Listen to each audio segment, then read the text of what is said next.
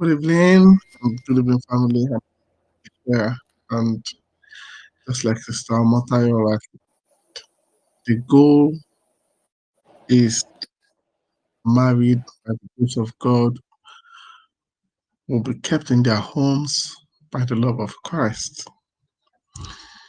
And those who are divorced should not be treated as pariahs. I remember my former church, uh, they were having a class on marriage, and in the church we had 4 widows, 18 divorcees, and the manual for Sunday school addressed marriage. Part 1, part 2, part 3, 3 Sundays. And even though I'm married and I'm not divorced, I knew that these single mothers and divorced women and widows were not carried along. They were not nurtured. They had issues too. They had children, they had school fees, they had to deal with their own bodies, their needs. They had to deal with coping spiritually, financially. Where do they put children when opportunities come, maybe to travel and there is no partner? Where do they put their children? How do they balance life? They had a lot of issues. In fact, for the divorced, life is a little bit more complicated than for those who are struggling in their marriage. So I'll say this emphatically that it is important to weigh it very well. So I protested in church during the Sunday school. I stood up and I said, the next topic is going to be heaven, and heaven is our goal or something like that. And I was like, why wasn't there a part 4 to address the need of these women and the men? The man was among those who are divorced. The guy has been trying to remarry, but there was many of us may not know this, but there is this thing about people who are divorced and how people see them. I don't want to label it, but once somebody is divorced, many ladies don't want to be with them. The ladies wouldn't mind really being their girlfriend or even sleeping with them. But when it comes to marriage, the families of the ladies will protest that you cannot marry a divorced person, you cannot follow a divorced man, you cannot. So all these issues are there. I see them every day, and the church refused to address them. So when I protested, the assistant pastor, a woman, happily married woman, accomplished, stood up and said, the reason it is not in the manual is because we cannot be telling people to remain married and then be encouraging them to get divorced. We can only take a side. If you are married, you must stay in it. Otherwise, you're on your own. And then I responded by saying, but you collect their tithes. You collect their offering. They are workers in the church. They will come here and clean windows and clean. And you guys have to, you have to see me those days, because now I just keep away from churches basically because I'm troublesome in that direction. I don't like things like that. It's not good to be unbalanced and unfair. Why are you then collecting tithe offering? Why are you making them workers if what they will get in church is not going to be what other people are getting? If they cannot be taught and helped, if there's no support system, like the married people, quickly the pastor will go and settle marriage fight. Every day you are settling marriage fight. This couple is having a problem, pastor will rush there. That couple having a problem, pastor will rush there. This one, they will call on the phone. They will follow them up so that they don't get divorced. I understand that. But those who are divorced, they need more support. Does it not even make sense to support them, but to just tell them like, you are divorced, bye-bye? That's not fair. That's not fair. it is not every divorce that is like a product of somebody being wicked. Even if somebody cheats and the person as a result got divorced, or the husband or wife decided they are not doing again, that soul is still precious to God. You still must find a way to reconcile the person to God and help the person start his life again. It is my finesse, my understanding that all souls are precious to God. And regardless of the fault lines we have in our lives, the Bible said that we will be the rebuilders of broken walls and broken cities. Our duty, according to the scripture, is to rebuild everything that has broken down. Everything. From lives to marriages to homes to destinies, we have a duty to bring joy to every life, regardless of the mistakes they've made, their bad decisions, whatever they have done, regardless of the sickness they are dealing with or the issues they have, regardless of their own mistakes. Because some of us, we are the problems, we are the reasons why we got divorced. Some of us are the problem. We must admit that, okay, this lady is the one that is the problem. However, even if her character is bad, her behavior is bad, she's so untrained and uncouth and emotionally unstable and has mental issues, no matter what you say it, you still look at her and say, this is a soul that Jesus will do everything, in fact, not will do, that Jesus has done everything to save. And so you must provide support. There must be love. There must be a support system within the church system that says, oh, okay, what do we do? How do we help sister so and so with her children? She needs somebody to babysit her children. She needs a job. She's traveling out of the country. She didn't have anywhere to put her children. Okay, her son is growing. The son needs a father figure and the husband is nowhere. Okay, so what do we do to ensure that the boy has a father figure in his life, not somebody that will be sleeping with the mother, but somebody that would actually mentor this young man and make sure the destiny is not wasted? What about the daughters? Oh, this woman is a little bit, she's struggling, and the daughters are finding it hard. Who can act as a mother, as a support system to this woman so that the children will turn out to be quality? These are legitimate concerns that anybody should not throw away. These are legitimate concerns. So what do we do if we have a case of a divorce? The first thing is, you must not keep away from the church. There's a stigma around divorce. So most the divorce, they feel that people will judge them, and people do. They feel they are alone, that there's nobody that would want to hear their story. So they feel they've been defined by that divorce. And as a result of that, everybody they met, they had to tell the person their story. I've seen that often. Women will be in a church and then somebody will ask, what about your husband? And then they will have to tell the story again. They'll have to sit somebody down and say, hey, my husband, he used to beat me. He used to do this. Then they go to another place. They have to repeat the story 10 times, simply so that they can gain a little bit of understanding. Because automatically, when they are not with their husband, they are judged, and they see that they have children, they are judged. So they don't want to be judged. So they have to keep telling their story over and over again. And that thing is tiring. We must learn to accept people and love them, regardless of all their faults and their shortcomings. It is our duty. In fact, Christ did the same for us.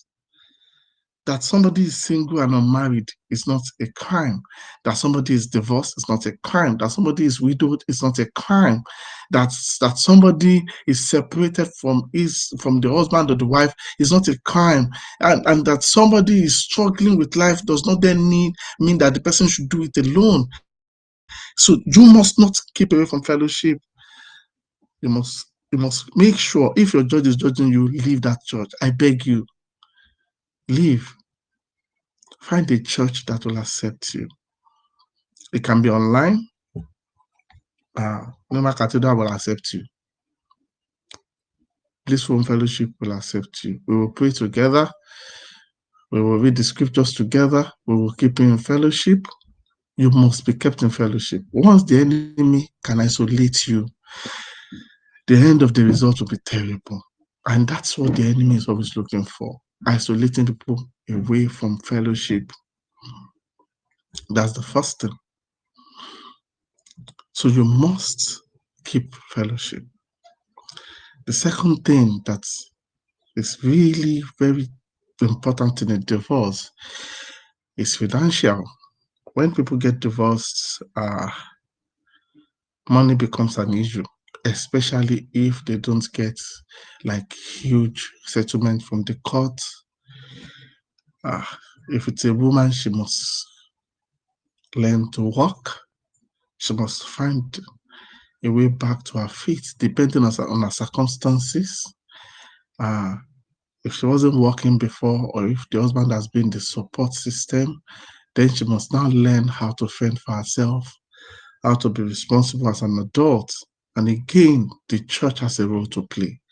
While this person is looking for a job, the church has a duty to ensure that she does not go hungry and that her children do not starve. I mean this with all my heart. I support a lot of divorced people out of my own pocket. I do it with joy. And I'm not saying it here so that anybody can clap for me. I don't need anybody's applause. I live my life, I live my days, and I will continue to live it of my own will and by my own choices. I don't want anybody's applause. I'm just saying that I cannot see a mother struggling with 3 children, wants to pay school fees, wants to feed them, maybe because she slept with somebody, the husband found out and the husband kicked her out. Then I'll say you are eternally condemned. I cannot in good conscience do that. And I cannot see a brother who has been married and now suddenly does not have anything. And then I would close my eyes and say, it is as you lay your bed, so you lie on it. I can't do that.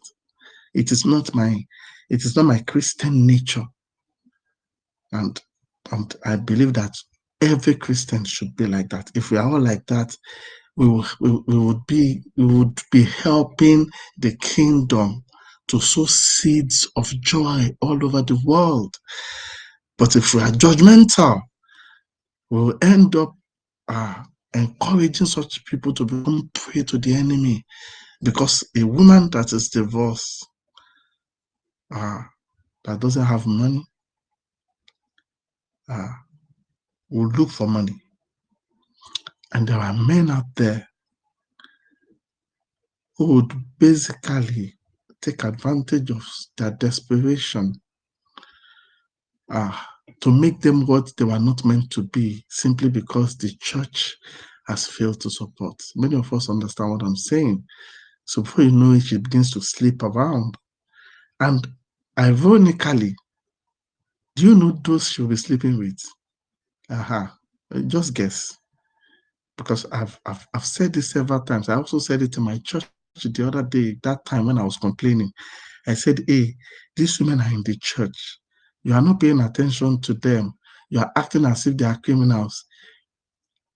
Whose husband do you think will be taking care of them in secret? She doesn't have a job. She will need money. She would desperately go out and ask somebody to help. All of you will be in church wearing makeup. Women especially have something against women that are divorced that I do not understand.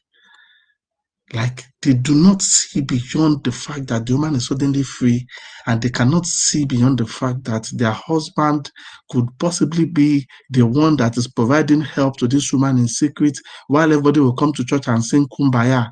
But I can see that it is somebody's husband this woman will be sleeping with.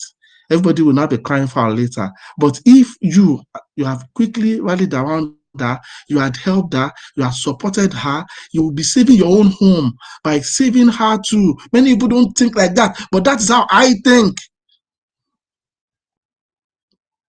A desperate woman would look for solution, and some men would see the opportunity to say, hey, you rub my back, I'll rub yours. And then both men and the man and the woman will come to church. Everybody will be keeping a straight face, while the wife will be wearing makeup and wearing a hat and dancing in church, thinking that she's safe in her marriage, not knowing she's not safe. But if this woman dancing had not been so judgmental and had so, this lady, she just got divorced, let me make her food. This weekend when I'm going to shop, I'm going to buy some extra food, I'm going to see sister so and so, our children will need clothes, our children will need, and you support her, she sees the love. You understand that she will not even think, and need will not drive her. And so when need does not drive a person, the person then has the ability to look beyond needs and begin to fend for herself. Many of us don't think like that, but that is how to think. Many of us don't think like that. I don't know why. I struggle with it. And I'm telling you, I've been in ministry for years, and I've heard women speak about those who are divorced and those who are, and I usually wonder why the animosity. Why can't you see that by helping her, you are helping yourself? Because her children will pay school fees, and schools will demand full payment. She comes to your husband, or she comes to your cousin, or she comes to somebody close to you, and the person will say, okay, and she will say, okay, before you know it, your house is on fire. But if you had helped, and you have told your husband yourself, oh, this sister, let's see what you can do about the children. Let's say at least how much is that school fees? Okay, if you cannot give all, can we give them some just a part payment? And this woman would automatically realize that, hey, I have help. So she's no longer looking, if she's going to sleep with anybody at that point, she will still be the person, not out of desperation, but out of choice. And that is a very important thing, that if a woman that is divorced is going to go all out and say, I want to be with another man, it shouldn't be because of the need to feed herself and her children. It should be because she's an independent woman who has seen another guy and wants to be with the guy. See? That's simple. So if at that point she chose to be with your husband or with somebody else, you will know that, oh, this woman is really wicked. But if it was driven by need, then you can't blame her so much. You have to think that way. When one of us falls, all of us are falling. That is a fact. I see that in my head all the time. I would never leave anyone that the Lord has committed into my hand behind, regardless of their circumstance. We are all rising together. It doesn't matter if you get there late. It doesn't matter if you get there early. But no matter how much you have to slow down to pick up the pieces, we have to. So being financial independence is important, and the church must help in this regard. You must help in this regard. Support the person. The next thing is emotional support. Divorce is a tough thing. You know, it is easier to be single and never married than to be married and then to go back to being single. Waking up in the middle of the night alone on the bed, without anybody to talk to, without anybody to fight with. And many of us here would think, oh, no, it is not a bad thing for husband and wife to have a quarrel. Not true. It's natural. Just that it should be respectful disagreement, not all these ones that is doing the world. Husband and wife usually would have a little argument. I was sharing with a couple that came to visit me earlier today how my wife had a TV interview. She was preparing for the interview, and we were both at home, and she was talking about politics, Lagos State politics between Ambode, that time when Ambode was going to be thrown out of office, and we were talking about it. And because my wife saw Ambode as somebody that was cheated, she was very heated in an argument that the godfather of Lagos State is a bad man. See what he did. So she was really vehement about her argument. I took a neutral position, and I was trying to explain to her that, hey, chill, don't you understand, this is politics, this is how it works, look at it from my own point of view. And she wouldn't listen because she felt that the man had been cheated, and so she was looking at it emotionally, but I was quite rational about it. The next day, she was on TV, and my wife was interviewing a man from, I think, APC, who had a hand, who knew about the way they threw the man out, and they were talking about the issue. And I noticed that all the points my wife raised in the argument they were my points. Like, it was as if she basically took my argument and she used it to do her interview. And I was like, oh my God, see this girl. Like yesterday she was arguing with me as if, yeah. Now today she was doing a TV interview and she was basically copying my words and using it to interview the guy and saying, well, look at it rationally. Don't you think that when they took away Loma in Lagos that they did this? Don't you think that when Ambade did this, it was against the people that are doing? And she was saying it. I was like, this was my argument. Why is she using my argument when she said the argument was faulty? But then I understood that it takes two. So why would we be married if we cannot weigh opinion? And then I can convert to your point and you can convert to mine, But if there is nobody to argue with or talk to or even fight with, do you know how crazy that is? Like you'll be alone with your own thoughts. That thing can drive somebody crazy. I'm telling you. There are some of us that are loners. I can deal with my thoughts since I was young. I usually stay alone. I like being alone a lot. I like thinking deep about things. So I'll just take a long stroll. I've strolled before for 8 hours. Like I was in Paraga in Ondo State. I went for an event. When I got to the event, there was too much noise, and I didn't know anybody there. And I began to take a stroll. I was thinking, and I took 4 hours walk to the main road from the village, and I took 4 hours walk back. Everybody, they were all searching for me there, thinking that something has happened to me. When I got there, everybody was screaming, and I said, "What happened?" They said, "Where did you go? What happened?" I said, "I went for a walk." When can I walk 8 hours? I can do that, but not everybody can. So emotional support is important. You must talk to the person that is divorced.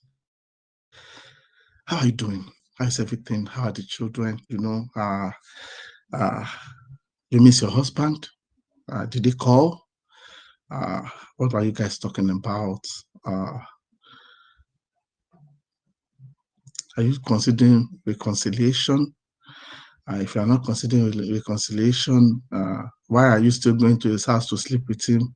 That I know many cases like that before I had gotten divorced, and then the woman will still be sneaking she'll be sneaking to her ex's house once in a while just because she didn't know how to cope with being divorced, and the man would then get the courage to think that she couldn't do without him, and the man will continue to abuse. And so you have to give emotional support now, like emotional support. Talk to the person, and please, I'm begging, do not take advantage. I'm talking to the men here. Maybe you should let your wives or the ladies around you be the ones to deal with such vulnerable people. You have to understand what I'm saying. Not all men set out to take advantage of divorced women, but if a woman is divorced or she's a single mother and she has somebody that she's talking to, and the person is listening, the person is gentle, the person is caring, the person provides money, ladies and gentlemen, the legs will soon open. I can tell you that, not from experience, by the grace of God, I've never crossed that line, but I have friends that have, a lot of them in ministry. In fact, I had one that his specialty was sleeping with single mothers and divorced women. That the day he was telling me how many of them he had slept with, I was so shocked. I couldn't believe. And he's a pastor, and he says that they just come to him and he couldn't control it. So I had to tell him that he should stop talking to divorced women altogether. He should stop counseling them. He should stop anyone that is a single mother or divorced. Once you hear it, run. That was the counsel I gave him, because it seems that he would overcommit in the process of trying to help. He would go all out, support until the woman will begin to feel a level of security around him, and before you know it, she will begin to sleep with him, and he's happily married, and it will become an issue, and he wouldn't know how to break away, because he will say the woman will be hurt, all the work I've done will go into the dustbin, the woman will go back 10% or 20%, no, and then the wife will be coming crying and all that. So the wife came crying to me, and that was how I knew about the issue, and I had that, hey,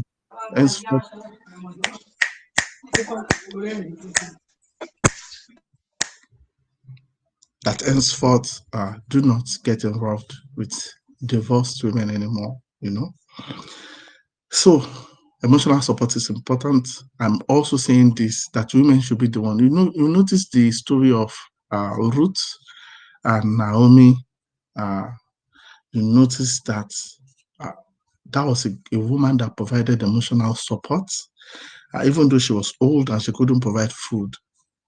Ruth was providing the food, but she was the one giving the counsel because she was smart and wise, and she knew how to help her get back alive, back together. So that role is important that we played. So after finance, because the finance is a basic need, the second one is emotion. Then you have to encourage this person to break ties with their ex. You know how it is when people are divorced, and then the man will still be controlling the woman, especially over the children. She'll be saying, "Yeah, that's how you always be." Meanwhile, they are divorced. And then this lady, even though when they were together, this was what was always causing the trouble. Even after they get divorced, the emotion still persists. There will still be a lot of fighting. They've divorced, and yet the man will still call her and she'll still be shaking. She'll still be shaking, or she will call the man, and the man will lose himself simply because she was not helped to wean herself off the emotional ties that is between her and her ex. This is 631. I want to ask, do we all understand what I'm saying, or do I have to go back to my previous points? We understand, sir. All right, thank you. Yes, sir. All right, thank you. All right, so what then happens then is that the woman will see the man's call and she'll begin to shake. The man will see the woman's call, and they are divorced, like legally divorced. So there is this emotional baggage that is still between them, that both of them have grown maybe a lot of animosity or hatred or fear, and it is still there. So we need to deal with that. And that will take counseling. And that counseling is not always a professional counseling thing. Anyone that finds themselves in a place of safety will break off the chains on their neck. It was what Jacob told Esau. He said, when you are tired of your brothers rule over you, you will break this yoke off your own neck. He didn't say, I'll break it for you. You will break it off. Safety helps us to break off yokes. So when the person has a support system, when the call comes in and she calls, and then the person says, hey, how are you? I want to talk to my children. And she says, oh, okay, your children are in the room. And she was able to let go and put the phone on whatever and put it on video and give to the children, and she walks away without trying to listen to what is he telling them. What are you? You understand? And she's not afraid that he's pressing my children against me. No, because no matter what it tells the children, she knows that the children are growing and they are seeing their mother. They can see that she's a good mother. So no matter what the man says, it's your mommy that's not doing this. It's your mommy that has separated us. It's your mommy that left. It's your mommy that did. I've seen many marriage issues, so I know these things. So when the children are like that, and dad is talking to the children, and the mother is telling the children, showing them love, and there is no lacuna, the children can easily look at the matter and say to themselves, that is just being overbearing. This is our mommy. We can see her. We love her. We care about her. And this is important. Before I go on, I must tell you that I'm a product of a divorced home. I do not want to pretend to be what I'm not. And when my father left my mother, he traveled abroad and he divorced her. All of us didn't even know that they are divorced. My mom even didn't know that they were divorced. He claimed at the time that because he was in America, he needed to marry a white woman for his papers, and that his form already showed that he was married, so he couldn't marry anybody. So he had to get a divorce from Nigeria. So he claimed everything was legal just to get papers, which is one of the things that I'm going to say here. For those of us who are married and husband is saying, I want to go abroad or something like that, I'm totally against it. I do not speak, I like being blunt. It helps me to say my mind and not try to be economical. If you are both drinking Gavi here, I beg you, drink it. Drink it and build a life together. If you have enough vision, if you can work together, you will build a life. I've seen people who had very little who built great things. When I was in the university, I know a couple that were sending their son to our school, and both of them were primary school teachers. I was wondering, how could you afford these school fees? And they were doing it. They did it for 4 years. They did it together. The man didn't run away. My dad was a principal. He said life was tough in Nigeria. He traveled. And then suddenly, he said he needed papers. Suddenly, he got a divorce paper. I remember my mom was sick for almost a year after she got she applied to go to the US, and then she got denied visa. And then my elder sister now got a lawyer, and they probed the reason for the denial of the visa. And then they claimed that she was saying that she was still Mrs. Shuemimo. And had already filed with the US government. Can you please help me?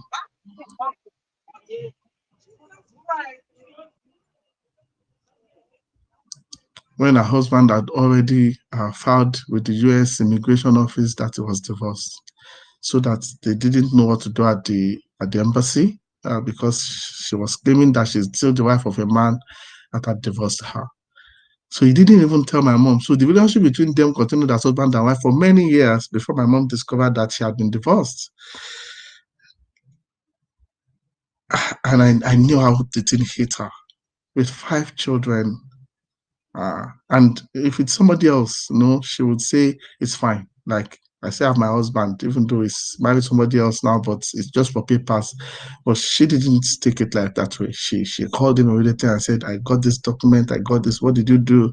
My dad was trying to explain, and of course there was a lot of shouting. And after that, I just saw her heart break. And I literally had to grow up at that point. Like I had to make a lot of decisions because I didn't want her to die of heartbreak. My dad and myself are still very good friends. He calls me every day now. He just got born again last year during COVID.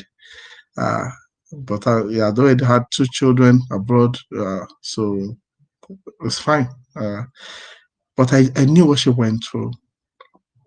And so I'm not speaking as somebody that is speaking theory. I saw a woman struggle with 5 children, and she was a full housewife.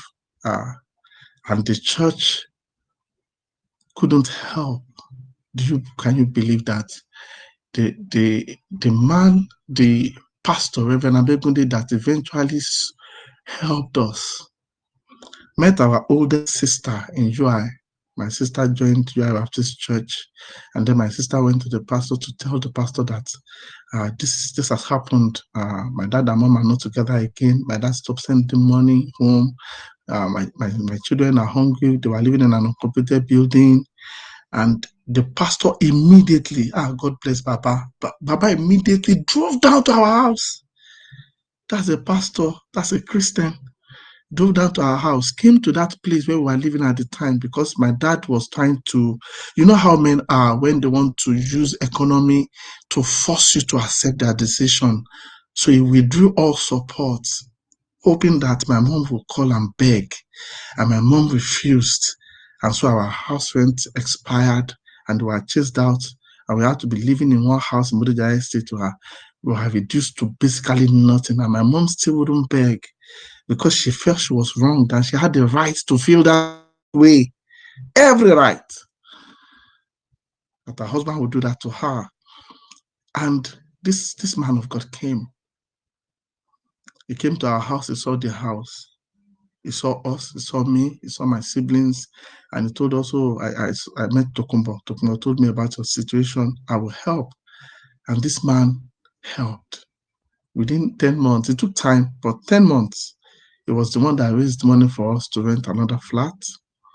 It was the one that paid for my WAEC when I was in 1998, when I was going to write WAEC. He paid for my WAEC. In fact, WAEC was late. He called Deaconess Adeoye and one woman and told me to go and meet the principal. I said, the woman must get you a form.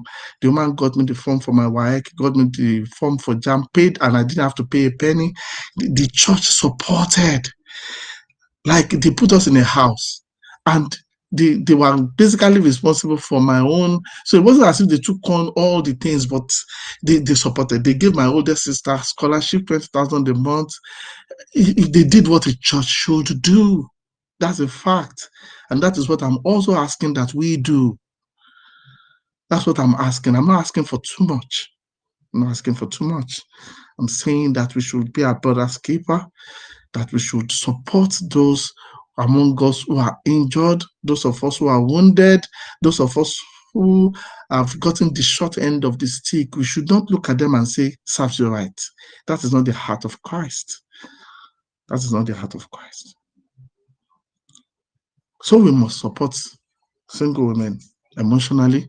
I would prefer that women do this, or elderly men of God with proven track record, not those who the women can lean on, and then before you know it, handshake will go beyond the hand to the elbows. I would prefer that elderly men of God, strong men of God who had experience in life, respectable. Even if we cannot do this, you can refer cases to me.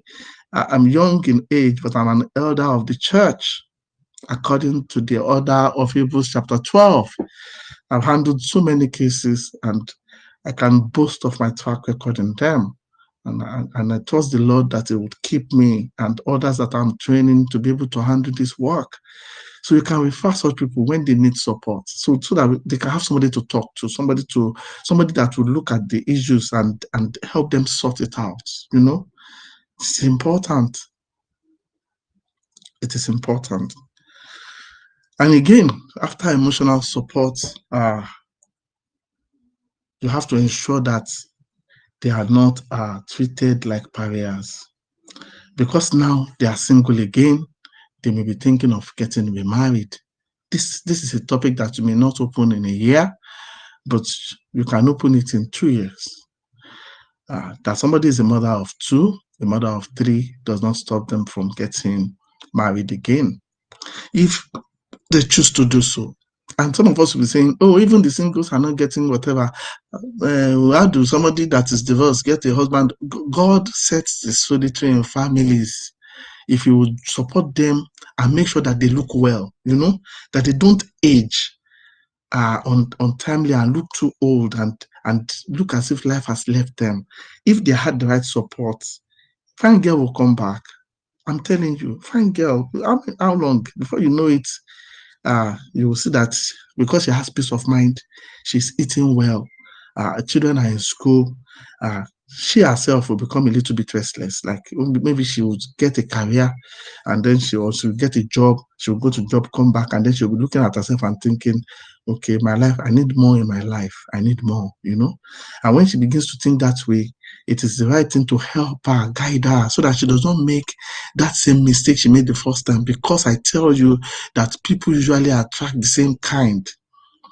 If you see a man that has always attracted abusive women, he will continue to do so if you don't help him to redirect his focus. If you see a woman that has always attracted abusive husbands, she would always attract abusive men.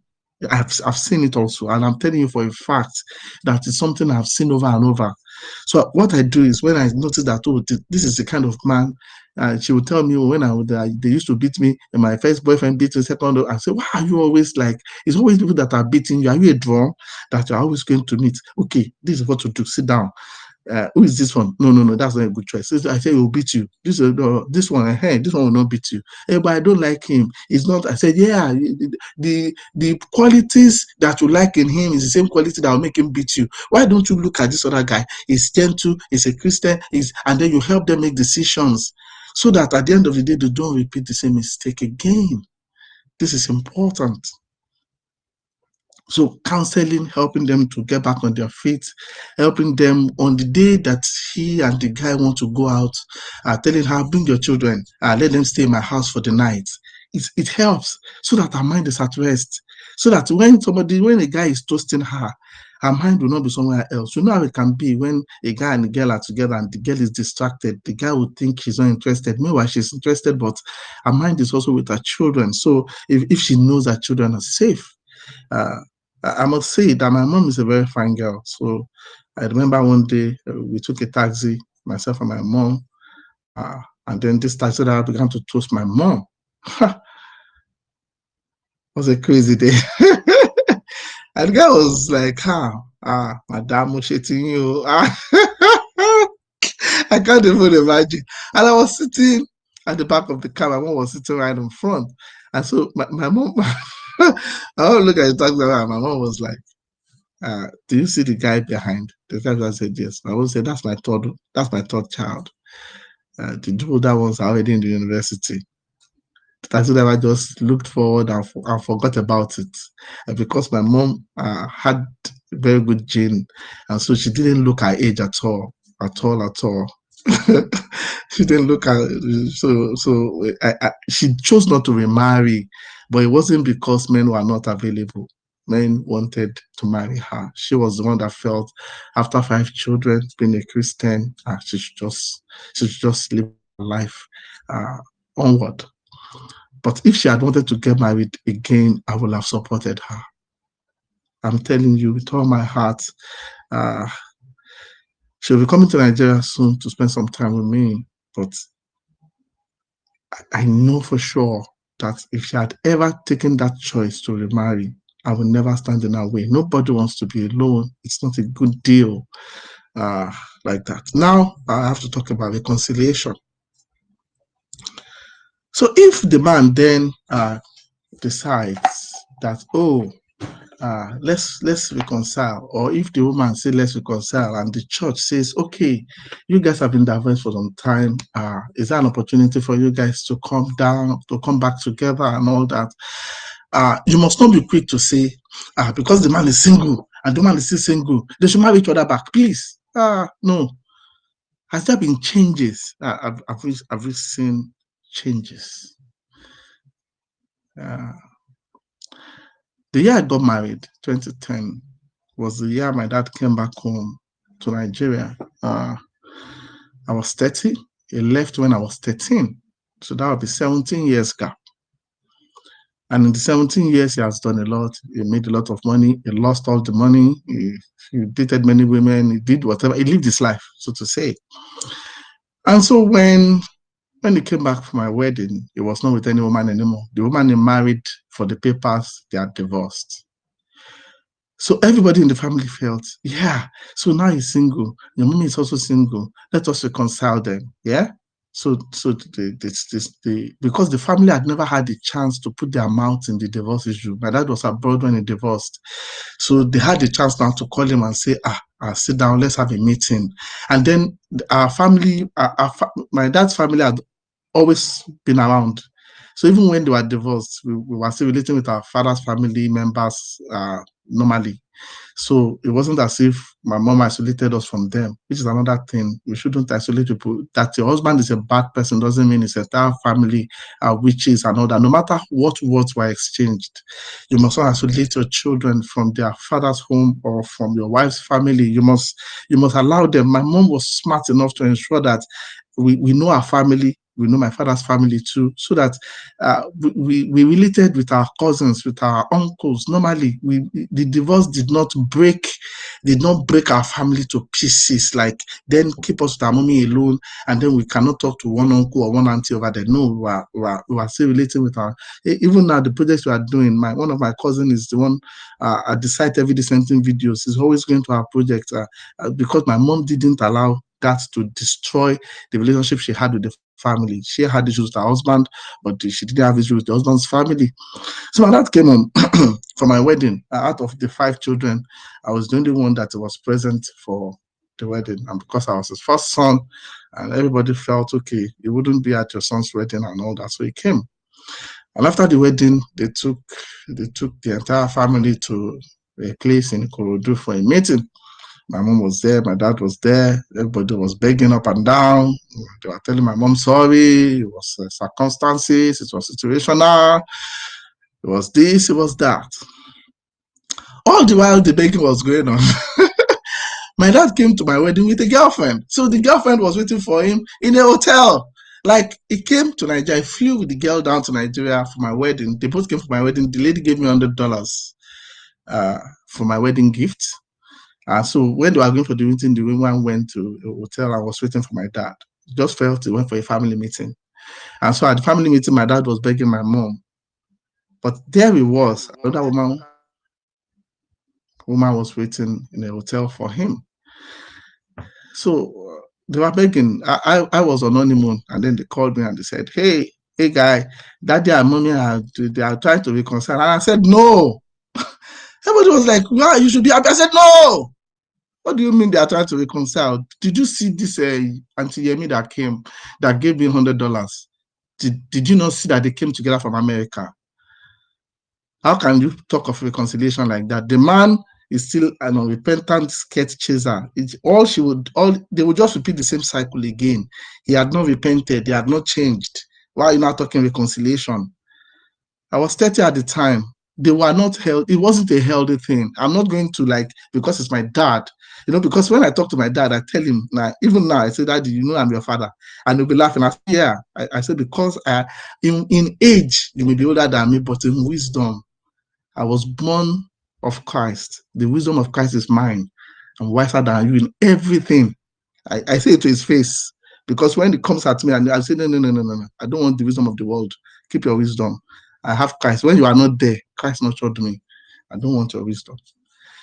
So it was the same attitude I had when they said they wanted to reconcile. I said, no. They cannot. And everybody at the time felt, oh, no, just for the sake of, I said, no, it's not good for the two of them to be alone. I said, no. I said, this man had a girlfriend waiting in the room. And we know him since we were young that he couldn't stop chasing skirts. So he's still chasing skirt now. At that time, maybe it was 51 or 52. He will still continue to chase her. And this woman will continue to cry and cry and cry and cry. Why would you put her back in that situation? So I said, no. And when my mom called me, I said, Mommy, I don't care what anybody says. In fact, take my word as the word of the Holy Spirit. You cannot be with this man. If you find another husband, fine for you. I will support you, but not this man. He has not changed one bit. I had to share that because I wanted you to know that when we are talking reconciliation, it's not just like two people coming back together. You have to look at it. What has changed? By the grace of God, I have championed and masterminded many reconciliations. Many. I can't even count the number of people that are brought back together. But that is after the man had met the Lord. The man had met the Lord. I can see the change. I can see improvement. I can see there's a pattern. There's a shift in their behavioral attitude and conditioning. Yeah. Then I would tell the lady, your husband has changed too. Is he calling you now? He's calling me often, sir. And then I'll tell the man, your wife has improved though. Did you notice this? Did you notice that? To say, yes, I can see she's really trying. And then I'll say, oh, can you guys now think of reconciling? I think there has been attitudinal change, behavioral change. You have better understanding now. So that way you can encourage reconciliation. But if you are just going to it's a guy, is a girl, they should be together. That's wickedness. If you put, every time you put a cat and a fish in the same place, one will be injured. And it is not the cat. Again, one will be injured and it is not the cat. It is always going to be the fish that will disappear, because you cannot put them in the same place. But if the two of them have learned and they have managed to grow together and they have learned from their mistakes and they are willing to work at it, and the man begins to talk right, think right, act right, and the woman is also putting in her bits, you will notice that there will be natural cohesion and healing. Even they will be the one to come and meet you and say, we want to reconcile, and you'll be happy to mastermind that. So when it comes to reconciliation, you have to consider the pros and the cons. You cannot just say because they've been married before they should come back together. That is not fair. You have to do it properly and make sure that the reconciliation works. However, the marriage is an option. They can go for that. God is not against it. Reconciliation is an option. They can do that. God is not against it. But you know how it is, as I round off, that nobody wants to be divorced twice. I have a friend, a pastor. He had been divorced once, and then he recently got divorced again.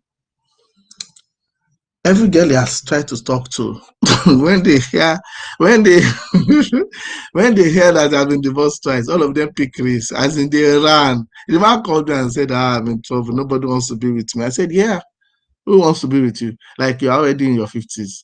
So you now marry, you are now toasting a 20-something-year-old girl, so that you will die, and then the girl will now be looking for husband in 10 years or 15 years. I beg, manage your singleness. Manage your Be happy and contented with your singleness. Just be calling your children and be saying hi. And be watching movies. You are not single, you are not stressed. So there are times you can advise people not to remarry. Like this guy, I'm seriously encouraging him not to remarry, because what is the point? He's saying he wants to marry again, but what is the point? It seems he had done it twice and he has gotten both times wrong, and it's already late. But if he gets somebody that understands him, and I see that both of them understand each other, and I see that they were willing to go all the way, why not? And for some of us here, you need to forgive. It's one thing to talk about, it's another thing to do. You need to learn how to forgive. Some of us are terrible Christians. That you have divorced a guy does not mean you should now have hatred in your heart, that you should hate him, or that you should hate her and always speak ill of the person. It's one of the fundamentally silly things that I see people do. Do you know that I cannot speak ill of any of those that I ever dated before I got married? I still don't know how to. Some of them treated me so badly. There was one of them that showed me Pepe Gon.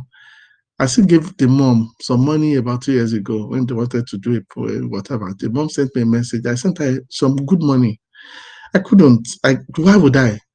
Like, why would anybody? Like, we met each other. We loved each other.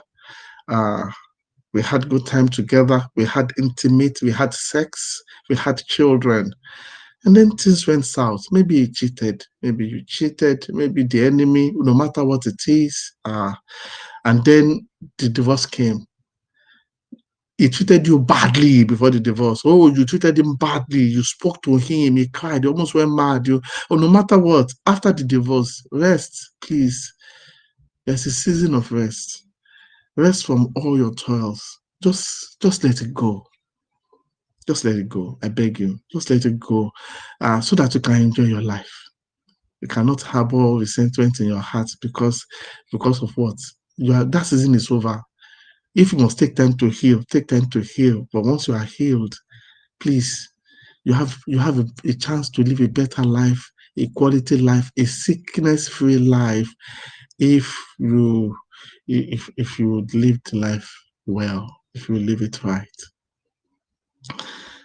I can continue on and on, but I think these few points should be able to help us. I can see that some of us are writing comments on the group. I promise that I'll read the comments. I promise that I would address them. By the power of the Holy Spirit, the blissful ministers will also call if there is any need to. You have support system here. There is no discrimination. You are married, we celebrate you. You are single, I celebrate you. You are divorced, I celebrate you and love you. There was a day the Holy Spirit told me, said, hey, guy. I said, sir. He said, you know what? I said, what? He said, you must treat every woman the way you treat your mother. As long as I said, yes, sir. The way you treat your mother, you must not look at them and consider their condition, whether they are rich or poor. You must respect, you must honor them. And he told me that because he knew that I would obey him. So I love you with all my heart.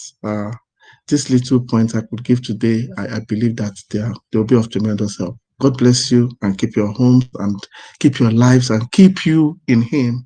In Jesus' name we pray. Amen. Amen. Wow.